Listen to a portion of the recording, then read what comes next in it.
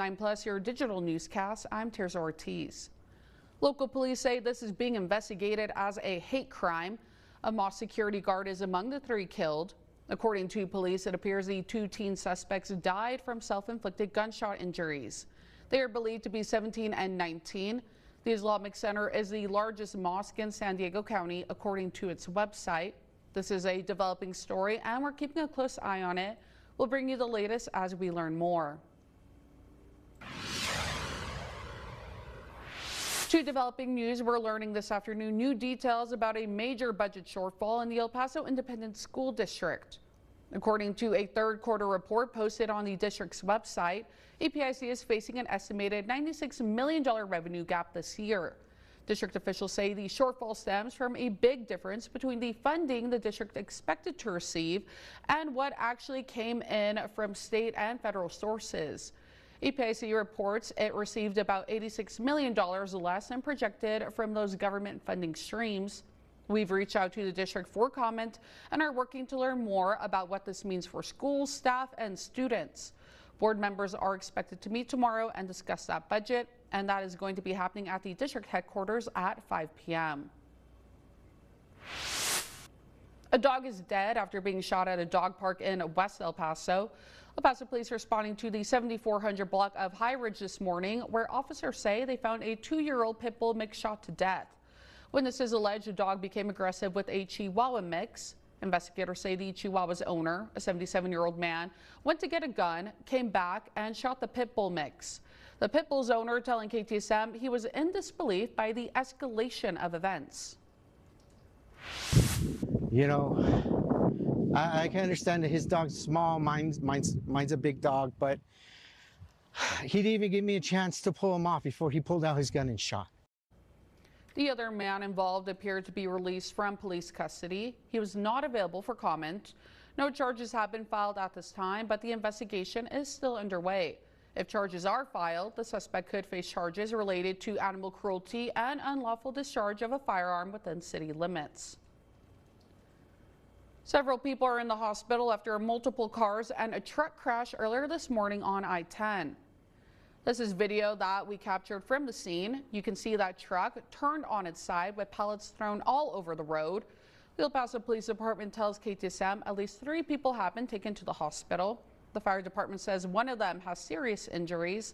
The crash happened along I-10 West at Yarborough Drive, where traffic was backed up for hours.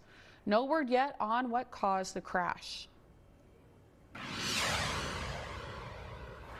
A Doña Ana County man's conviction in the death of a 2-year-old Las Cruces girl is being upheld by the New Mexico Supreme Court.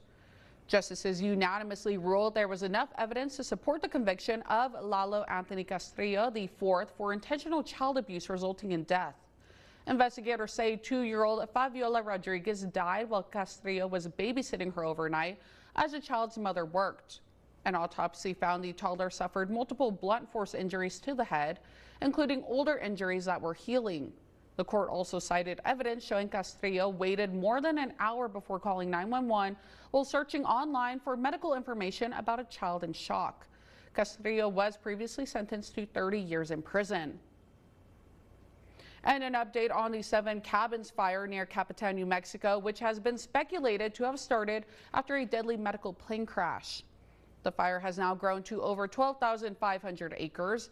That's almost 3,000 more acres than what was reported over the weekend. Officials are reporting the fire is still 0% contained. Incident Command says they anticipate the winds to die down and temperatures to cool in a couple days. That should allow them to start making some progress on the fire, but containment may take a while. Currently, 7 homes have been evacuated, but no structures have been burned. Incident Command says because of the conditions, they don't expect to have the fire fully contained for 30 to 45 days. And putting a pause on our headlines to get a live look outside using our mountain camera, and we're looking at blue skies. It was a very beautiful morning, but now that we're heading into the afternoon and the evening, Robert, those winds have definitely picked up. A little gusty out there. A little gusty out there, and firefighters don't need that. Dry winds from the southwest. But I see some good news coming up in that department. 91 degrees is the high temperature at the International Airport right now. Winds coming in 17 miles per hour, gusting to 29. Now the peak gusts should be somewhere in the 35 to 40 mile per hour range this evening. Right now we're 25 miles per hour sustained in Las Cruces, temperature at 86, gusting to 33. But in the night tonight, those gusty winds from the southwest will slowly start to unwind. Boy, we're clear, and we're going to stay clear tomorrow as well. Clear blue skies, very dry. The good news, lighter winds for our Tuesday. High temperature 91 degrees with lots of sunshine, a little breezy on Wednesday. And on Thursday, if we can get a little of that moisture to our east to percolate in, might see a couple of drops here or there. I'll be watching that day. I'm going to have that detailed forecast coming up in just a little bit. Tirza. All right, Robert, thank you. Time to take a look at traffic now using our Texas traffic cameras. We are currently looking at I-10 and Yarborough, and conditions out there on the roadways are looking good. No major traffic backup to report. So far, so clear. If you're heading over to East El Paso, conditions are looking good. Well, the White House just announced the results of President Trump's summit last week in China, much of it impacting U.S. agriculture. In today's Political Minute, News Nation Chief Washington correspondent and host of The Hill, Blake Berman, has the details. A new deal for American farmers. I'm Blake Berman, host of The Hill on News Nation. The White House announcing new commitments from China to purchase at least $17 billion worth of U.S. agriculture goods each year, following President Trump's visit last week. This is in addition to the soybean commitments China made in October of 2025. Last year, China scaled back its purchase of U.S. ag products amid the trade war, buying less than $10 billion worth of agricultural goods. President Trump said tariffs were not discussed during his visit this time around. The administration also says China resumed imports of poultry from states free of bird flu, restored market access for more than 400 U.S. beef facilities, and approved an initial purchase of 200 Boeing planes. The Chinese leader, Xi Jinping, is expected to make his return visit to the U.S. in September. I'm Blake Berman, and this is the News Nation Political Minute. Coming up, it's Mutt Monday. El Paso Animal Services and their partners provided more than 100 spay and neuter resources in our area. Destiny Valdez was in studio today to talk about how Animal Services was able to hit that number. Also ahead, new details this afternoon on the deadly plane crash that killed 4 crew members in Lincoln County. We go over what you, the viewers, have to say during our In the Comments segment. Thanks for watching KTSM 9+, always putting local first.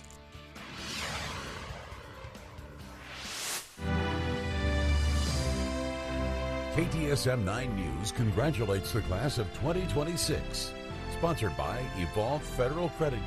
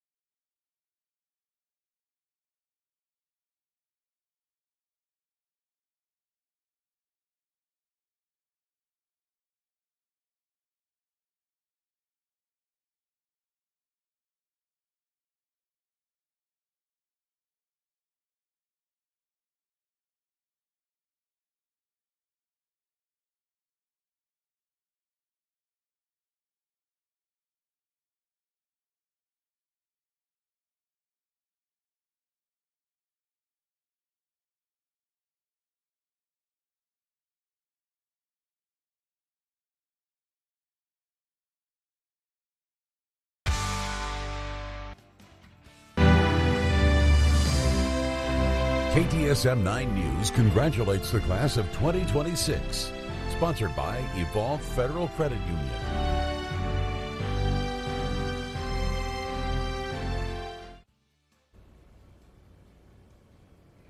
Welcome back. The 4 crew members who were killed in a New Mexico plane crash on May 14th have now been identified. The companies who operated the flight naming the victims. From left to right, they are Ali Cosera and Keelan Clark, both Generation Jets pilots, along with Jamie Novick and Sarah Clark, Trans-Aero Medivac flight nurses. Officials say the aircraft went down while it was traveling from Roswell to Sierra Blanca Regional Airport on a medical transport mission. A procession was held for the victims on Sunday, where their bodies were taken to the office of the medical examiner. There's still been no word from investigators on what caused that plane to go down. We shared this story to our social media pages, and a lot of you had thoughts that you want to share with us. We'll begin with Lois Whitmere, who wrote, "Absolutely heartbreaking. What a loss to their families, friends, and the community. Awful." Wendy Morse commented, "These small medical planes crash way too often. What's up with that?"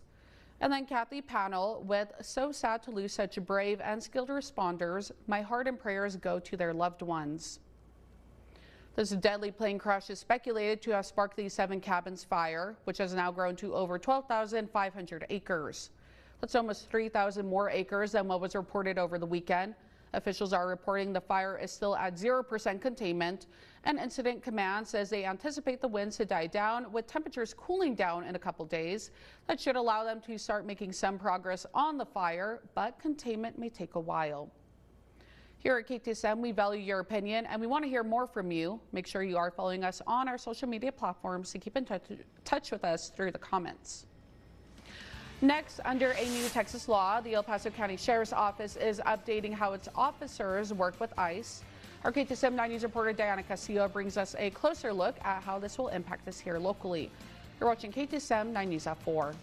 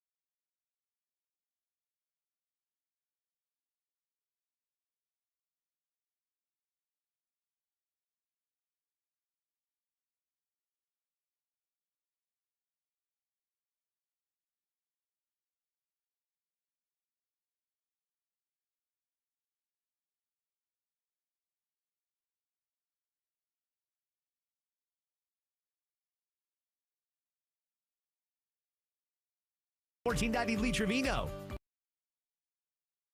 9-day forecast, sponsored by Labonati Law Firm, specializing in semi-truck accidents. Your local weather authority, Robert Bettis, the Borderland's only certified broadcast meteorologist. All right, well, welcome back, Robert. Today, a little windy, a little warm, but this isn't the Monday we're worried about because we have a 3-day weekend coming up. 5 months of 2026 almost gone. I know. Is that working for you? Not up here. It's not working for me. I can't believe Memorial Day is right around the corner, but here we are. It's looking pretty good. It's going to be the hottest day, ironically, so that's not good. But here we go. Take a look outside. The high temperature so far today: 92 Juarez, 91 for El Paso, 86 so far for you, Las Cruces, 79 Silver City, 84 Tirza, and 88 for Ruidoso, but I don't believe the 88. Something is up with their sensor up there. We have 91 Dallas, 92 Austin, 89 San Antonio, 94 for Amarillo, 84 out in Phoenix, Arizona. So far, not official high temperatures yet. A look at the satellite radar composite. Now, it is very typical this time of year not to see a cloud for possibly the whole month of May, even the first couple of weeks of June. This is our dry, hard heat season. So if you feel hot, you feel dry, this is the tail end of normally the windy season, and these are going to be the worst of the winds this week. So if you could tolerate tonight, it's going to get better from here. So there's a lot of good news in the forecast. 91 at the airport, gusting to 29 miles per hour. Now the winds will continue to be a factor well into the night tonight, gusting to between 35 and 40 miles per hour right there on the eastern slopes of the mountains, but they'll die down in the night tonight and lighter winds tomorrow. So here comes your exclusive 9-hour forecast for Tuesday. Lots of sunshine, very dry, high temperature about 91 degrees, which is just slightly above normal for this time of year. Ha ha ha ha! Look at this. I haven't seen this in a long time. 3 moderates for the allergy forecast. So if you're breathing a little bit easier, well, so are others at this point. Here are the low temperatures: 56 Alamogordo, 56 tonight for Tirza, 52 Deming. Now again, to get down to that cool low temperature, I'm going to need the winds to pull back. So at least by midnight to 1 o'clock, they should be out of the picture. Just a breeze by then. Here are the highs for tomorrow: 87 Alamogordo, 89 Deming, 92 Juarez, and 94 Van Horn. So many towns will actually cool down just slightly for tomorrow afternoon. For us in Las Cruces tonight, windy for a while, but that's going to get better. 56 low temperature tonight.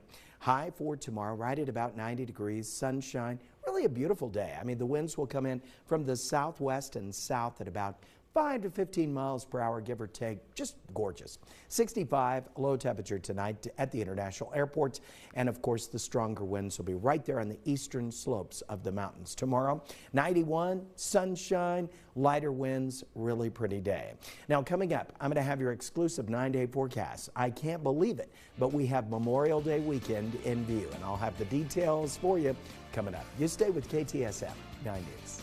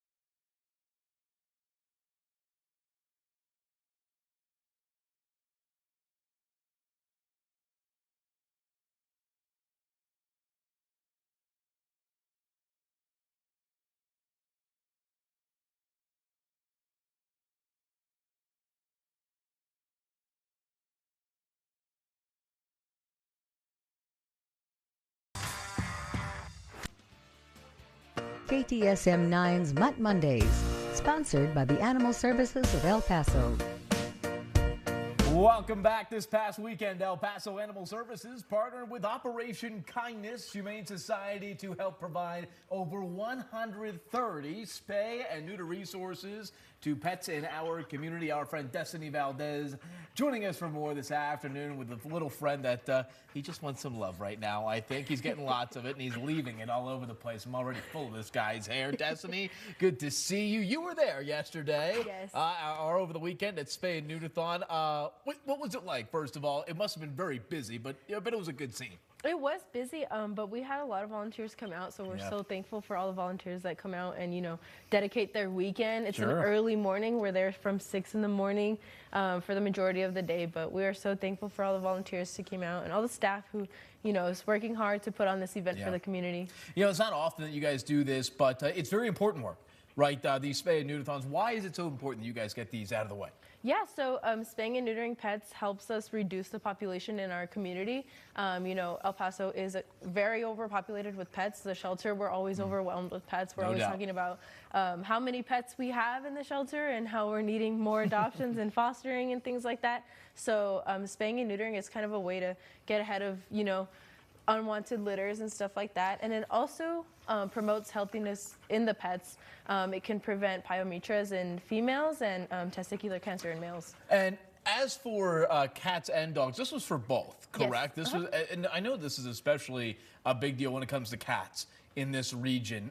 The cat population continues to be a problem here. So the folks that came down and got their cats spayed and neutered, that's going to be a big deal for you guys. Every cat that comes in, you're saving yourself probably, what, 5 or 6 more cats, right? Oh, yeah, 5 or 6 more. And then if you think about it, those cats eventually also are going to have cats. Yes, exactly. So we say that, you know, you could be preventing hundreds of cats and dogs from being born. It's crazy to think about, but it's true, right? Because each of those cats could have 6 more cats, and then they could have 6 more cats. And before you know it, within a couple of years, you're looking at an exponential problem, and that's how we've gotten here. So you guys offer some of these services from time to time. When's the next time, do you know, when we're going to have an event like this? So we actually are looking to have one sometime late summer. We don't have an official date yet, but we are telling everyone to keep an eye out on our social media.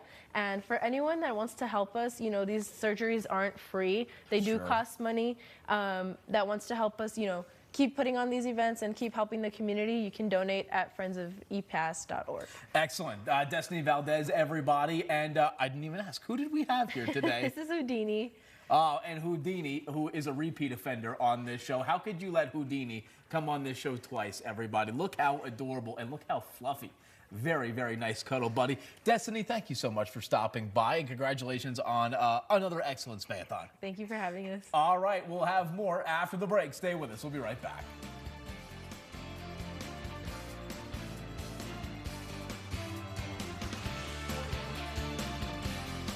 Hey, if you're liking what you're seeing so far, don't stop here. That's right. Make sure you're following us on all of our social media platforms. That's Facebook, Instagram, TikTok, and so much more. Breaking news, exclusive content, weather, and traffic updates. And don't forget to download and stream exclusive shows right here on KTSM Plus, all for free. From Studio 9 to small town spotlights and extended interviews. Plus, all of your local news. So follow, stream, and stay connected with KTSM 9.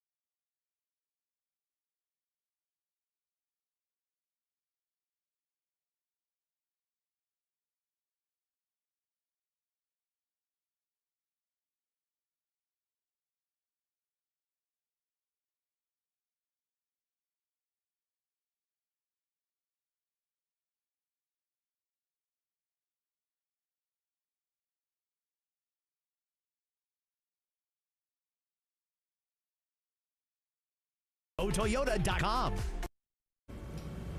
Welcome back to KTSM 9+, your digital newscast. The El Paso County Sheriff's Office is giving a closer look at how it plans to work with ICE under a new Texas law. Today, County Commissioners heard a presentation on the office's role under Senate Bill 8 and what that could look like here locally. KTSM 9 News reporter Diana Castillo joins us live with more. Diana. Well, Tirza, the Sheriff's Office has 3 options when it comes to partnering with ICE under Senate Bill 8. And the El Paso County Sheriff's Office says they chose the option that is most similar to what they're already doing inside the county jail. The other 2 options include a jail enforcement model, which involves placing people in immigration proceedings while in custody, and a task force model, which involves field-based immigration enforcement. But the El Paso County Sheriff's Office says it chose the warrant service officer model. Ideally, how it works is when an individual is taken into custody, taken to the jail, ICE will walk a detainer into the intake window and say, we need this individual once he's done with state charges. This changes nothing as far as on our end. It's not a proactive measure for us to be in the immigration business. The Sheriff's Office says selected deputies would still need additional training and certification through ICE. Officials also say the program has not started yet, adding that there are still several steps before it can fully be implemented. El Paso County is also eligible for a $120,000 state grant, which could help cover costs associated with training, staffing, and equipment. The compliance deadline for sheriff's offices across the state is December 1st, 2026. If a sheriff's office fails to comply, they could face legal action. Tirza? All right, Diana, thank you for that report. Well, polls are open across the state for early voting in the Texas primary runoffs. The biggest draw, the most expensive U.S. Senate primary in history between Republican incumbent John Cornyn and Texas Attorney General Ken Paxton. As State Capitol correspondent Adam Schwager reports, Monday's voting marks the beginning of the end for a unique chapter in Texas Republican politics. This John Cornyn guy, he's been around a while. On February 13th, 2024, Texas Attorney General Ken Paxton took to social media to complain about John Cornyn's vote for a foreign aid package. John Cornyn has once again joined hands with the Biden administration to fund and prioritize foreign wars, Paxton wrote. 25 months later, he's on the cusp of replacing the 4-term senator as the Republican nominee. Paxton didn't talk to us for this story, but talked to us about this race late last month in San Antonio. What has John Cornyn accomplished? Is there anything good he's accomplished, not just in his 24 years in the Senate, but in his 40-plus years in office? And I've never gotten a single answer. On Monday morning in Austin, Cornyn cast his vote and shared why he thinks a Paxton win puts a 3-decade Republican winning streak in jeopardy. The fact is, Ken Paxton could well lose to James Tallarico because he's got so much baggage that will be exploited by the Democrats in the general election. On Monday morning, Texas Southern University released a poll testing potential matchups in November. They found Cornyn is leading Democratic nominee James Tallarico by 1 point, with Paxton tied. Cornyn says, well, I think it's way too early to be polling the November Senate race. Polls have their use, but I don't think polls at this point are particularly useful. And Mark Jones, who helped conduct the poll, tends to agree. What you really can't replicate with the survey today is the effect of $100 to $150 million of attack ads against either Paxton or Cornyn if they are the GOP nominee. Early voting runs now through May 22nd. Election Day takes place on May 26, which will bring to an end one of the longest election fights in recent memory. In Austin, I'm Adam Schwager. In addition to the Republican race for Senate, all Republicans can also vote who should be the nominee to replace Paxton as Attorney General. On the Democratic side, all voters will have a chance to weigh in on their nominee for Attorney General and Lieutenant Governor. You can find previews on all those races right now on our website. Let's go now to a major update on the 7 Cabins fire near Capitan, New Mexico, which has been speculated to have started after a deadly medical plane crash. Now, as of this afternoon, the fire has grown to over 12,500 acres. That's almost 3,000 more acres than what was reported over the weekend. Officials are reporting the fire is still 0% contained. Incident Command says they anticipate the winds to die down and temperatures to cool in a couple days. That should allow them to start making some progress on the fire, but containment may take a while. Currently, 7 homes have been evacuated, but no structures have been burned. There is no evacuation shelter because of the low number of evacuees, but there is a shelter for livestock at the pageant grounds in the village of Lincoln. Meanwhile, we now know the names of the 4 crew members who were killed in that plane crash. The companies who operated the flight identified the victims from left to right as Ali Calcera and Keelan Clark, both Generation Jets pilots, along with Jamie Novick and Sarah Clark, Trans-Aero Medivac flight nurses. Officials say the aircraft went down while it was traveling from Roswell to Sierra Blanca Regional Airport on a medical transport mission. And on Sunday, a procession was held for the victims, where their bodies were taken to the office of the medical examiner. The vice president of Trans-Aero Medivac said in a statement, quote, "Their commitment to their patients and their teammates will never be forgotten, and their impact will continue to live on with our organization and the communities they served." There's still been no word from investigators on what caused that plane to go down, but you can read the latest on KTSM.com. And taking a look at weather right now, we are certainly looking significantly dustier than what we looked at the top of the hour, Robert. It is pretty gloomy out there, but those gusts, they're moving. Yeah, 30 minutes and we went from, oh, look at the pretty clear blue skies to, welcome to Mars. Yeah. Okay, here are the winds right now. And the winds, of course, will be the worst today. This is the worst of it. So if we make it through today, we're going to be in good shape. Here are the gusts right now. 29 at the airport, 27 Juarez, 34 miles per hour, Las Cruces, and 37 miles per hour Deming. Expect those winds to peak between 35 and 40 miles per hour. That will be sustained for a while tonight. But then as we go through the evening, the winds will slowly start to taper off in the night. And the really good news, tomorrow, just a breeze. 5 to 15 miles per hour for truly a beautiful Tuesday. Now, the winds stay on the lighter side as well. Wednesday and Thursday, we'll call those days breezy, peak gusts at about 20 to 25 miles per hour. No dust those days. However, we could get a little bit of additional moisture in here on Thursday that could give us a couple of drops. What about Memorial Day weekend? Oh, I'm going to have that for you coming up in just a little bit. Tirza. All right, Robert, thank you. Well, new legislation on Capitol Hill today focuses on bringing down electricity costs. It would require data centers to pay for their own energy to ensure those costs aren't passed on to consumers. News Nation Washington correspondent Maddie Biertemple reports on the bill.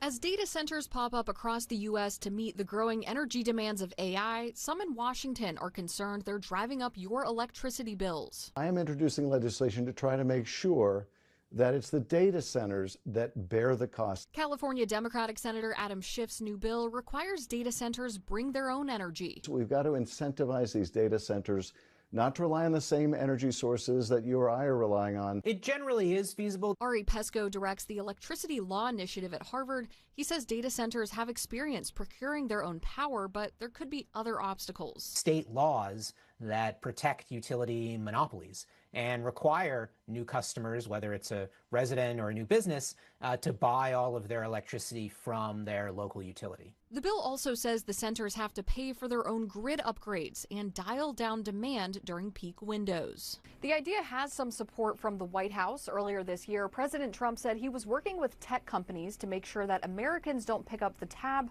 for their power consumption. Pesco says he's skeptical Congress passes this since lawmakers have largely left unchanged the country's main electric utility regulation law passed in 1935. Congress doesn't actually ever pass legislation in this area, sort of in electric utility regulation. Schiff says it's hard to say how likely it is his bill passes, but knows lawmakers from both parties are hearing from concerned constituents. The problem is big, it is broad, and it is recognized in a bipartisan way. Maddie Biertemple, News Nation, Washington. We'll check out this wild video into our newsroom from over the weekend. 2 Navy jets collided Sunday at an air show in Idaho. 4 crew members ejected safely and were attended to by emergency crews during an air show at Mountain Home Air Force Base. The base said in a social media post that it was locked down following the incident during the Gunfighter Skies air show. Responders were on the scene, and now an investigation is underway to see why those two planes came together. There are many things people can do to maintain a healthy heart, and a new study might show a dose of positivity a day will help keep heart problems away. It suggests there's a relationship between mental wellness and heart health.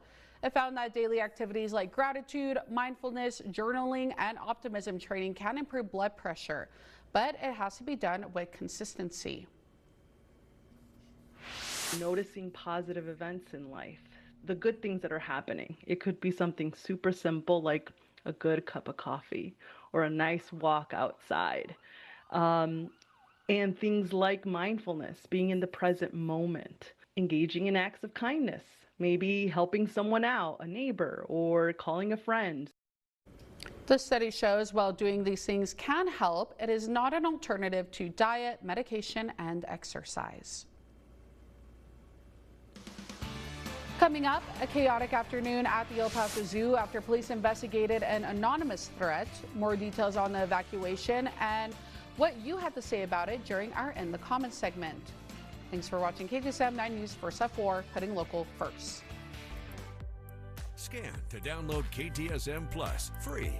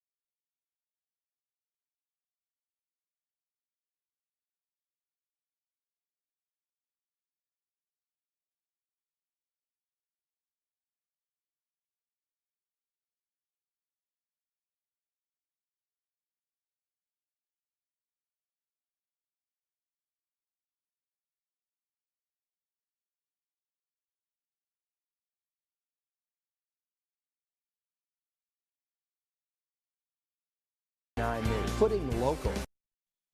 9-day forecast, sponsored by Labonati Law Firm, specializing in semi-truck accidents. Your local weather authority, Robert Bettis, the Borderland's only certified broadcast meteorologist. Welcome back. A tech company says it triggered Southwest to ban humanoid robots from flying after having one of its robots fly from Las Vegas to Dallas. Now, the robot was named Stewie, was designed to have its lithium battery pack just under the legal limit. On its website, Southwest says it does not allow any human-like or animal-like robots to be transported in the cabin or as checked baggage. All other robots, including toys, must be able to fit within a carry-on size bag and comply with existing battery restrictions. Maybe it's Monday and I'm still asleep, but what? What was that thing? 10 years ago, would you ever imagine? Doing Elvis karate chops at the passengers. Oh, no problem there. It's your battery, Huey. Here, let me get that battery out of you here. Okay, and let's put you in the overhead compartment. Yeah, that'd be the end of Huey's trip. Okay. All righty. Let's take a look at the 9-hour forecast for tomorrow. How about lighter winds? And how about no blowing dust? Wouldn't that be delightful? Yes, and here it is. Sunshine, lighter winds from the south-southwest at about 5 to 15 miles per hour. High temperature 91 degrees. So really a beautiful day. Here are the highs so far today. 93 Van Horn and at the pass. 91 for us. 92 Juarez, 86 Las Cruces, and 87 for Deming. 89 Alamogordo. Satellite radar composite. Now we're clear and bone dry. Very normal for this time of year.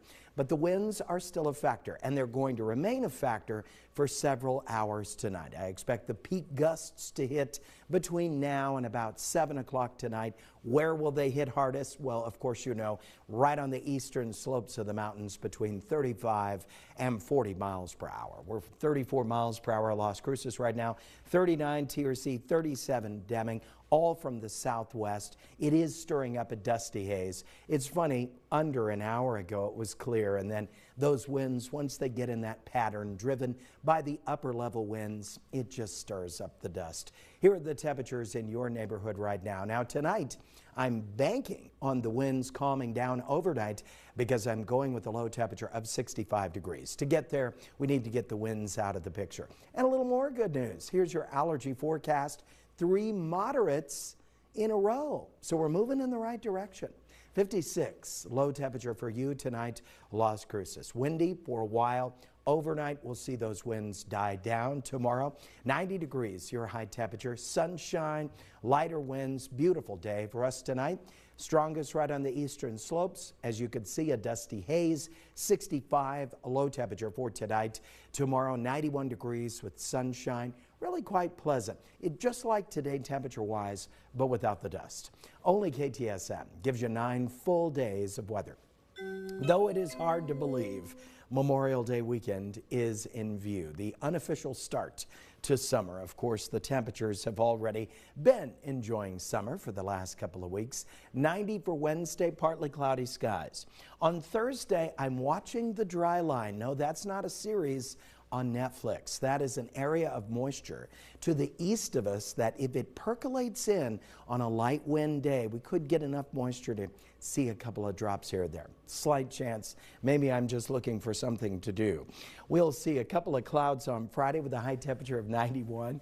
91 on Saturday, partly cloudy. 93 on Sunday, and as fortune would have it, on Memorial Day, pretty nice day, partly cloudy with a high temperature of 96. Should be the hottest day before we return to a chance, at least a slight chance, of drops Tuesday and Wednesday. Tirza. All right, Robert, thank you. Let's go ahead and take a look at traffic now using our TechStar traffic cameras. We're currently looking at I-10 and Lake Trevino, and that wind is moving, but you know what? So is traffic. Things are moving pretty smoothly, not too bad, but more or less what we expect for this time of the afternoon. I-10 and McRae as well over in East El Paso. Looks like traffic is building up a little bit, but not too bad. So if you're heading out, whether you're heading east or west, conditions are looking pretty good. Well, it is back to business for the El Paso and Botanical Gardens, the El Paso Zoo, I should say, after an anonymous threat forced an evacuation over the weekend. Weekend visitors had to evacuate as El Paso police investigated the threat and spent about 4 hours searching the zoo on Saturday. The investigation didn't find any credible threat, but this weekend happened to be Bugfest, so the zoo was extra busy. The annual event allows guests to get up close and personal with creepy critters. The zoo said they used Sunday to have their team catch up after Saturday's distractions in anticipation of today's reopening. Now, we did share this story to our social media accounts, and many of you had some thoughts that you want to share. We'll begin with Erica Lynn Rosales, who commented, "I have question, are we getting refunds? I'm asking for a friend." Grace Lujan wrote, "It's no joke, better be safe than sorry, it's just for safety." And then Liana Trujillo questioned, "And what about the animals? Can we let them go to be safe?" Police say the evacuation was done out of an abundance of caution, and the investigation into the threat is still ongoing. Now, here at KTSM, we value your opinion and we want to hear more from you. Make sure you are following us on our social media platforms to keep in touch with us through the comments.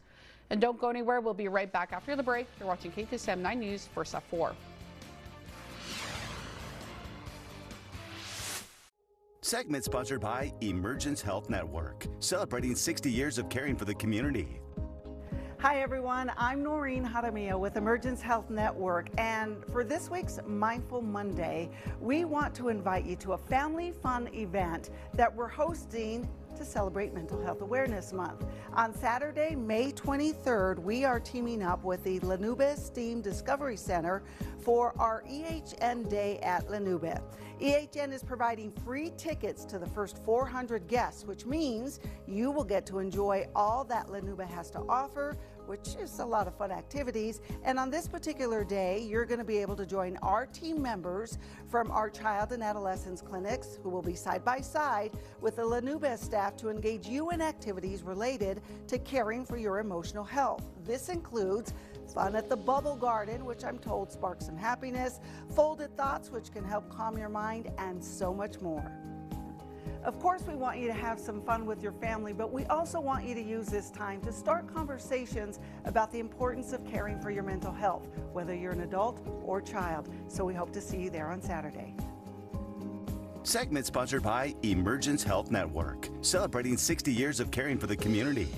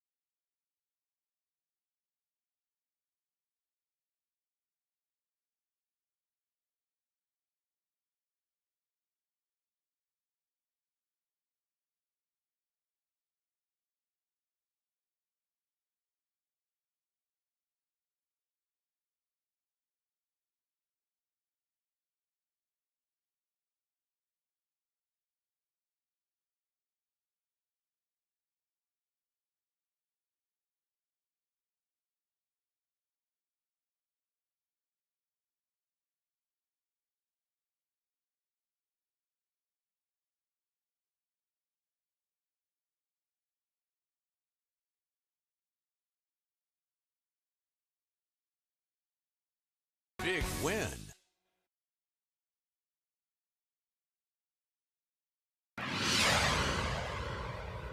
A last look at your exclusive 9-day forecast. Out tomorrow, 91 degrees, and yes, thankfully, lighter winds. In the night tonight, we're going to see those winds slowly wind down. 90 the high temperature on Wednesday. Also on Thursday, with a very slight chance of a couple of drops because of some moisture that percolates in from the east. Memorial Day weekend looking pretty good, though the hottest day should be Memorial Day. Partly cloudy skies with a high of 96. Tirza. All right, Robert, not too mad about those low 90s, but we'll be back at 5:30. Looking not too bad. Looking pretty good. All right, have a good evening.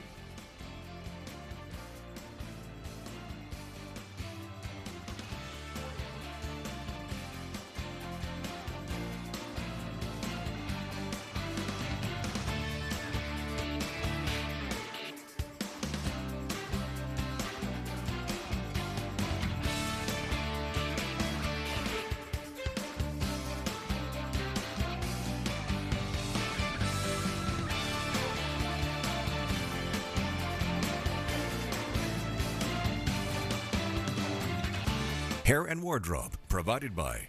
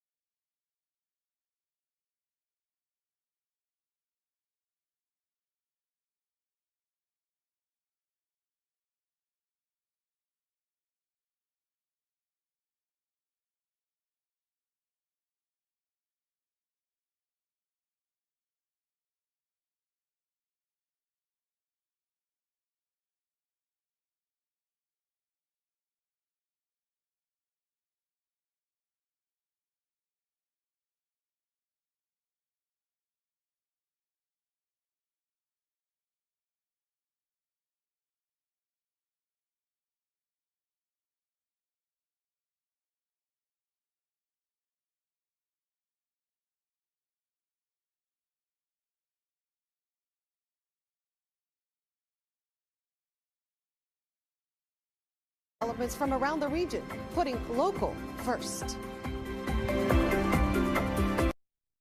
This is KTSM 9 News, breaking news.